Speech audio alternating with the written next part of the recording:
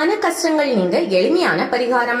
மனிதனாக பிறந்த எல்லோருக்கும் ஏதாவது ஒரு விதத்தில் ஒரு மனசஞ்சலம் அல்லது மனதளவில் ஏதாவது ஒரு கஷ்டம் இருந்து கொண்டே இருக்கும். அந்த கஷ்டத்தை ஒரு சில வழிபாட்டு முறைகளின் மூலம் விரட்டி விடலாம். வெள்ளிக்கிழமைகளில் நவக்கிரக சுக்கிரனுக்கு அகல் விளக்கில் கற்கண்டு போட்டு அதில் நெய் தீபம் ஏற்றி வழிபட கணவன் மனைவி கருத்து வேறுபாடுகள் நீங்கும்.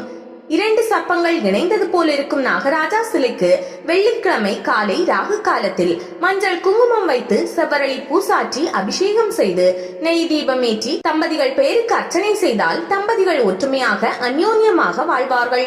குடும்பத்தில் தாங்க முடியாத கஷ்டங்கள் வந்தால், மன அமைதி குறைந்தால் அருகிலுள்ள ஆலயங்கள் தீபமேற்றி வழிபடுவது ரிஷிகள் சொல்லிய பரிகாரம். கொடிய கடன் தொல்லைகளுக்கு ஸ்ரீ யோக நரசிம்மரையும் மற்ற கடன் தொல்லைகளுக்கு ஸ்ரீ லட்சுமி நரசிம்மரையும் வழிபடுவது நல்ல பரிகாரம் ஆகும். ஸ்ரீ நரசிம்மரின் எந்த திருக்கோலத்தை தரிசித்தாலும் கடன் தொல்லைகள், பில்லி சூனியம், ஏவல், திருஷ்டி, திருமண தடை விலகி நன்மை பெறலாம். ஆலய திரிசூலத்தில் குங்குமமிட்டு எலுமிச்சை பழம் குத்தி வழிபட திருஷ்டி, செய்வினை தோஷம் நீங்கும். வெள்ளருக்கு விநாயகரை வீட்டு அறைகளில் கைக்கு எட்டாத உயரத்தில் வைத்திருந்தால் ஏதும் பூதகண சேஷ்டைகள் இருந்தால் நின்றுவிடும். சக்கரத்தாழ்வார் சன்னதியில் நெய் தீபம் ஏற்றி 12 முறை 48 நாட்கள் சுற்றி வழிபட தொழில் வழக்கு சாதகமாகுதல், பில்லி சூனியம், ஏவல் நீங்கும். 21 செவ்வாய்க்கிழமைகளில் நெய் தீபம் ஏற்றி வழிபட கொடுத்த கடன் வசூலாகும். கொடுத்த கடன் வசூலாக பைரவ சன்னதியில் தொடர்ந்து 8 செவ்வாய்க்கிழமைகளில் நெய் தீபம் ஏற்றி சகஸ்ரநாம அர்ச்சனை செய்ய வேண்டும். ஜாதகப்படி சனி பகவானின் பாதிப்பு குறைய திங்கட்கிழமைகளில் சிவபெருமானுக்கு பாலாபிஷேகம் செய்து அர்ச்சனை செய்ய வேண்டும். சனிக்கிழமைகளில் சனி பகவான் சன்னதியில் தேங்காய் உடைத்து 2 மூடிகளிலும் நல்லெண்ணெய் ஊற்றி எள்ளு முடிச்சு தீபம் ஏற்றவும். சிவன் கோவிலில் கால பைரவரையும் விஷ்ணு கோவிலில் சக்கரத்தாழ்வாரையும் வழிபட செய்வினை தோஷம் நெருங்காது. சிவன் கோவில் வன்னிமரம், வில்வ மரத்தை 21 முறை வலம் வந்து நமது குறைகளை கூற நல்ல பலன் கிடைக்கும். தீர்ப்புகள் சாதகமாகும். இம்மரங்களுக்கு நாம் கூறுவதை கேட்கும் சக்தி உள்ளதாக ஒரு ஐதீகம் உண்டு. பிரதோஷ காலத்தில் ரிஷபாரூட மூர்த்தியாய் மகேசனை தேவியுடன் வழிபடுவோர் 1000 அஸ்வமேத யாகங்களை செய்த பலனை பெறுவார்கள். அதிலும் ஈசான்ய மூலையில் ஈஸ்வரனுக்கு காட்டப்படும் தீபாராதனை பார்த்தால் எல்லா நோய்களும் வறுமையும் நீங்கும். மாதம் உத்திர நட்சத்திரத்தன்று சிவனுக்கு தொடர்ந்து 11 மாதங்கள் பால் அபிஷேகம் செய்தால் விரைவில் திருமணம் நடைபெறும். கலியுகத்தில் காரிய சித்திக்கு துர்க்கை வழிபாடு, அதுவும் ராகு காலத்தில் செய்வது சிறந்தது.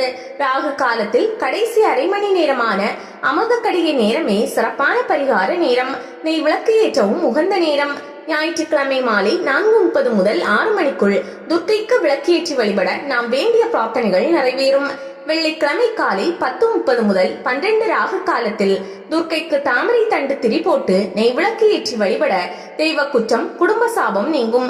ஹஸ்த நட்சத்திரத்தன்று துர்க்கைக்கு சிகப்பு பட்டு துணி சாற்றி சிகப்பு தாமரையை பாதத்தில் வைத்து 27 எண்ணிக்கை கொண்ட எலுமிச்சை பழ மாலை சாற்றி குங்கும அர்ச்சனை செய்து அந்த குங்குமத்தை நெற்றியில் வைத்து வர உடனே திருமணம் நடைபெறும். சங்கடகர சதுர்த்தியில் விநாயகருக்கு அருகம்புல் மாலை சாற்றி அர்ச்சனை செய்து வழிபட சங்கடங்கள் தீரும். சங்கடகர சதுர்த்தியில் விநாயகருக்கு எருக்கம் திரி போட்டு விளக்கு ஏற்றி வழிபட பிள்ளைகள் கல்வியில் முன்னேறுவார்கள். இரட்டை பிள்ளையாருக்கு ரோஹிணி நட்சத்திரத்தன்று சந்தன காப்பு செய்து வழிபட கடன் பிரச்சனை தீரும். செவ்வாய்க்கு அதிபதியான முருகப்பெருமானுக்கு செவ்வாய் தோறும் நெய் விளக்கு ஏற்றி வழிபட 3 மாதத்தில் வேலை கிடைக்கும். விபத்துகளில் இருந்து தப்பிக்க அவிட்ட நட்சத்திரத்தன்று முருகனுக்கு வேலில் எலுமிச்சை சொருகி அர்ச்சனை செய்யவும். ருத்ராட்சம், சாலக்கிராமம், துளசி, வில்வம் உள்ள இடத்திலிருந்து சுமார் 10 கிலோமீட்டர் தூரத்திற்கு செய்வினை அணுகாது. பஞ்சகவ்ய கலவையை வாரம் ஒரு முறை வீடுகளில் தெளிக்க தோஷம் தீட்டு நீங்கி லட்சுமி கடாட்சம் கிடைக்கும். பால், தயிர், கோமூத்திரம், சாணம் கலந்தது பஞ்சகவ்ய கலவை. புத்திர பாக்கியம் இல்லாதோர் 6 தேய்பிறை அஷ்டமிகளில் காலபைரவருக்கு சகஸ்ரநாம அர்ச்சனை செய்தால் விரைவில் புத்திர பாக்கியம் கிட்டும். வியாழக்கிழமைகளில் ஒரு நேரம் விரதம் இருந்து மாலையில் ஆலய தட்சிணாமூர்த்திக்கு தொடர்ந்து நெய் விளக்கு ஏற்றி வர விரதம் ஏற்று 192 நாட்களில் கருத்தரிப்பு ஏற்படும் வாய்ப்புண்டு. பெருமாள் கோவிலில் உள்ள கருடாழ்வார் சன்னதியை சுற்றி வந்து நெய் விளக்கு ஏற்றி வழிபட சர்ப்பதோஷம், கால சர்ப்பதோஷம் நீங்கும். வறுமையில் இருப்பவருக்கு தானம் கொடுத்தல், பூஜை நடக்காமல் இருக்கும் கோவில்களில் பூஜை நடக்க உதவுதல், அனாதை பிணங்களின் தகனத்திற்கு உதவுதல் ஆகிய மூன்றும் செய்தால் அஸ்வமேத யாகம் செய்ததற்கு சமம். தொழில் தடை, கணவன் மனைவிக்கு கருத்து வேறுபாடு நீங்க, வாழ்வில் நலன் பெற, வெளிநாட்டு வேலை முயற்சி வெற்றி பெற என்று நல்ல காரியங்கள் நடைபெற பௌர்ணமி தோறும் நடைபெறும் சத்யநாராயணா பூஜையில் கலந்து கொள்வது நற்பலன்களை தரும். எத்தகைய கிரக தோஷமாய் இருந்தாலும் தினமும் சுந்தரகாண்டத்தில் ஒரு அத்தியாயம் பாராயணம் செய்வது மிக மிக நன்மை தரும். வாழைத்தண்டு திரியினால் வீட்டில் தீபமேற்றினால் குலதெய்வ குற்றமும் குலதெய்வ சாபமும் நீங்கும்.